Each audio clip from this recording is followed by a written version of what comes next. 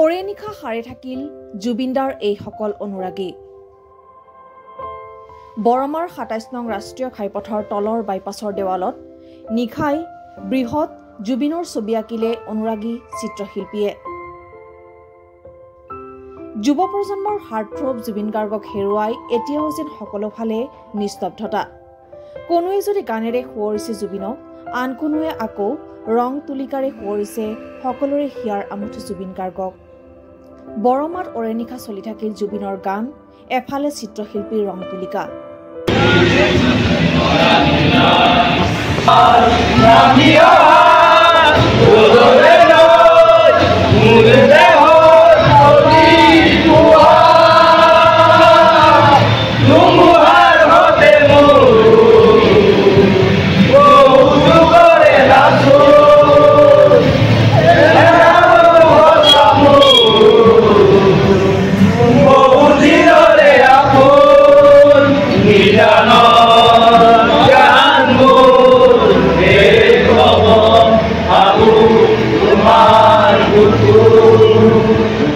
বিভিন্ন কামত ব্যস্ত থকা এইসকল যুৱক জুবিনৰ অনুৰাগী।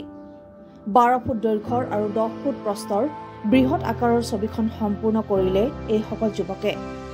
কোনো কাৰণতে জুবিন গাৰ্গৰ মৃত্যুৰ খবৰ যেন এতিয়াও মানি ল'ব পৰা নাই এইসকল অনুৰাগীয়ে। কল্পনা মানে কি, জুবিনদাৰ ফেন হয় গোটেইকেইটাই। আমাৰ বৰমাৰ যিকেইজন ছবি ভাল পায় আৰ্টিষ্ট আৰু জুবিনদাক অন্তৰৰ পৰা ভাল পায়, গতিকে ময়ো ভাল পাওঁ, আমিও ভাল পাওঁ। কিন্তু জুবিনক ট্ৰিবিউট কৰি শ্ৰদ্ধাঞ্জলি হিচাপে এই ছবিখন অঁকা হৈছে। মানে ১২ ফুট ওখ আৰু বৰটো 10 ফুট 10.5 ফুট। কিমানজন লাগি আছে? আমি ৫জন ৬জন লাগি আছোঁ। কিন্তু পাছত ৰাভা আছে, লিটুল ৰামচিয়াৰী, মই বিদ্যুৎ বৰ্মন আৰু আছে দুজনমান। আমি গোটেইকেইটা লাগি আছোঁ। আজি ৰাতিয়ে কমপ্লিট কৰিছোঁ। আজিয়ে কমপ্লিট কৰিছোঁ। জুবিন গাৰ্গৰ মানে আগৰ যোনটো চুলি দীঘল আছিল সেই লুকটো দিয়া হৈছে।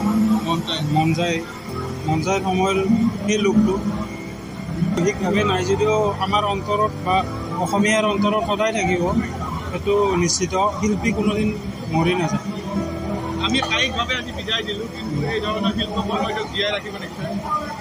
এইবিলাক কৰি হয়তো আমি ছবিখন চাই মনত ৰাখিব পাৰিম, কিন্তু অন্তৰত সদায় জুবিনদাৰ ছবি সকলো অসমীয়াৰ অন্তৰত থাকিবই।